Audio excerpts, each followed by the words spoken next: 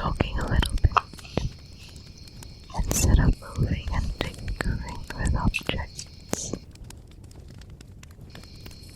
We have in front of us a collection of leaves, hand-picked from the dusty, grimy streets of the city. These are leaves of the London Plain,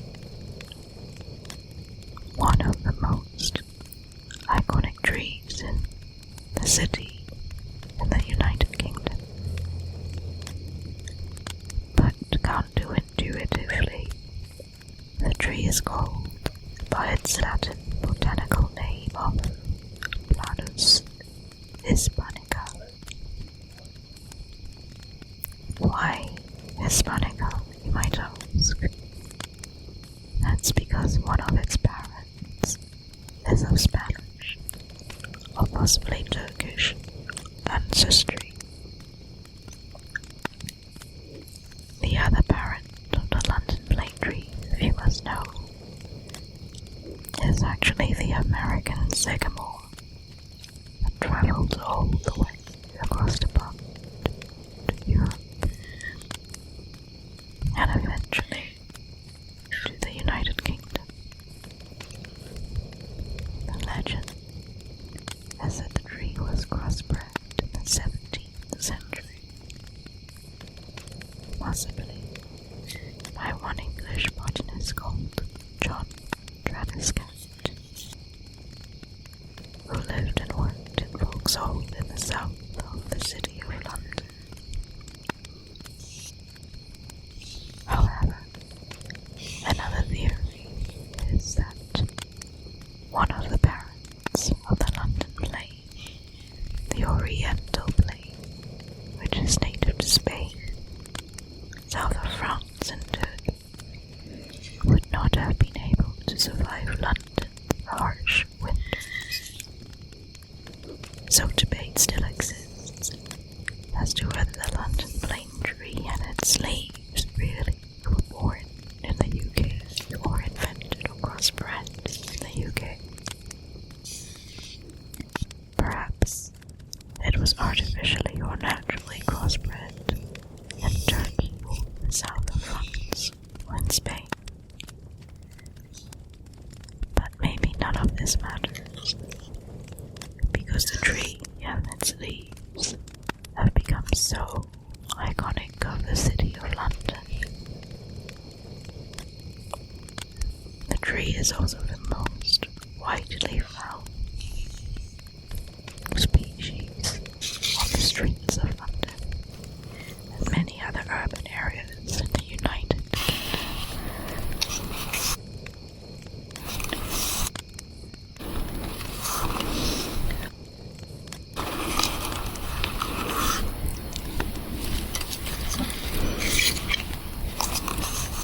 But the story of the London plane tree doesn't end there. It turns out that the tree is excellent in filtering micro-toxic particles from soot and exhaust films, even till today. But during the Victorian era, when the Great Smog hung over cities in the United Kingdom, and especially London, the tree helped to clean and clear the skies. So well known was this variant, the London plane, that it was returned across the pond in its version to the United States, where it became adopted in many planting schemes in various cities. One of the cities in which it has now become an iconic tree is New York. In fact, the shape of this London plane leaf has been adopted for iconography, signaling green spaces and parks in the city of New York. Although sometimes this iconic shape is also confused with the leaf of the Canadian flag. And really, you'd be forgiven for mistaking them for one another, because both trees, the maple and the London plane, are relations of one another.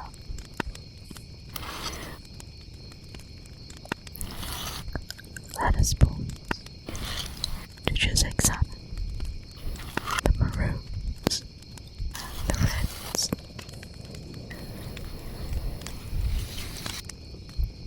the beautiful bronze,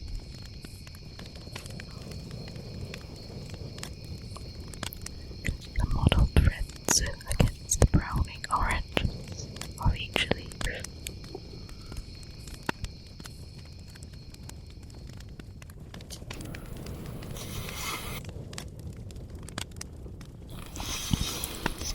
It's not just New York, though, where the story of the migration of the London plane ends. The tree, indeed, has moved to other parts of the world as well, including the technical global south. In rich urban areas, urban cities in Australia and South Africa.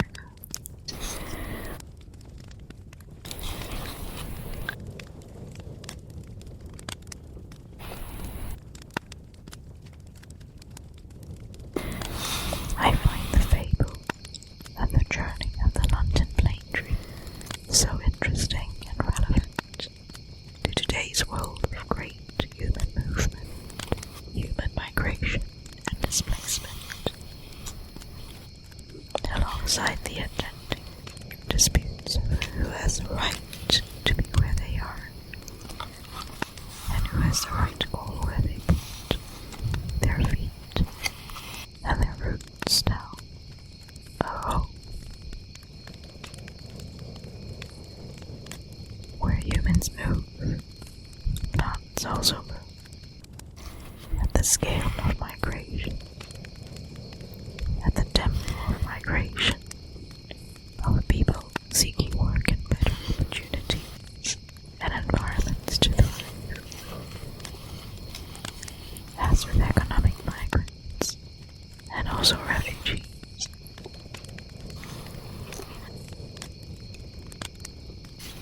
The migration of botanical species has also moved at the scale of human-impacted climate change. These days, I wonder whether terms like native species and non-native species and invasive species and non-invasive species are useful anymore. Ultimately, the London plane, allegedly by its name and popular presentation, native of London. Ultimately, this plant had parents from other parts of the world.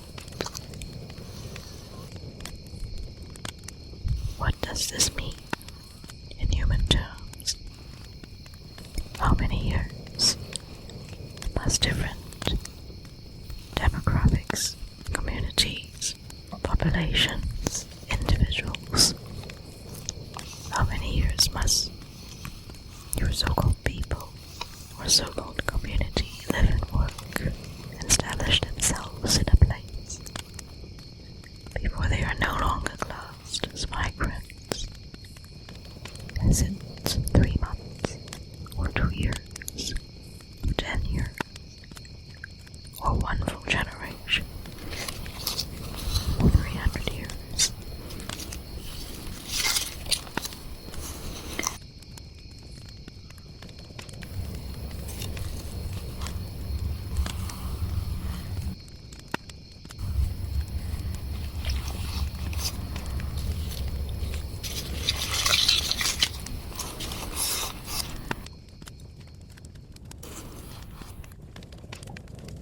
As we ponder these questions, let us just pause and admire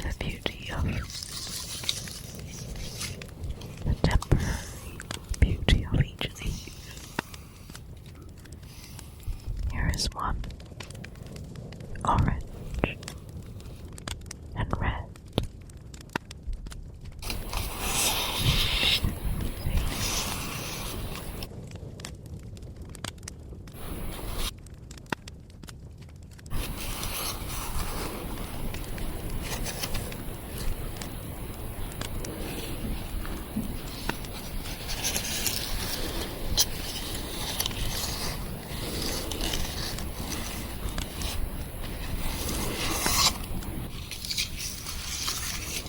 And some, I believe, are maroon. Deep purple, crumbling with specks of red and vermilion and gold. Truth be told, these beautiful colours don't always exist on the London plane tree. Not so often in London anyway, where the temperature is not extreme enough. It is always too damp, too cool, too overcast for these tree leaves to turn red. Most of the time, they simply go yellow and straight to brown. But once in a while, you find these glorious, beautiful examples of the final gasp of life, of these beautiful green leaves that have served as well in absorbing the toxins of the air, the toxins of human waste, of human industry, and turn them into something so beautiful.